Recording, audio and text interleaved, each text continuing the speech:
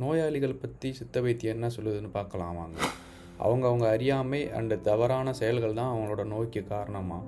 நோயாளிகள் செய்த பூர்வ வினைகள் அனுபவிக்கவே அவங்களுக்கு நோய் வந்திருக்கு.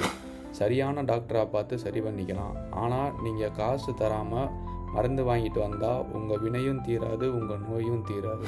அதனால் டாக்டர் மனசு குளிர போதுமான அளவுக்கு காசு கொடுத்து மருந்து வாங்கிக்கோங்க. டாக்டர் சொல்கிற மாதிரி இருந்து மருந்து சாப்பிட்டா நோய் குணமாகும். நோயாளிகள் எப்போவும் டாக்டருக்கு மதிப்பும் மரியாதையும் கொடுக்கணும். நோயாளிகள் ஃபஸ்ட் டைம் டாக்டரை பார்க்கும்போது தெய்வமாக காட்சியளிக்கிறான். நோயாளிகள் சரியான அப்புறம் அந்த நோயாளிக்கு டாக்டர் நார்மல் பர்சனாக காட்சியளிக்கிறான். டாக்டர் நோயாளிகிட்ட அவங்க ஃபீஸை கேட்கும்போது வில்லனாக காட்சியளிக்கிறான். எவ்வளோ காசு வசதி வாய்ப்புகள் இருந்தாலும் அதை அனுபவிக்க நோய் இல்லாத வாழ்க்கை வேணும்.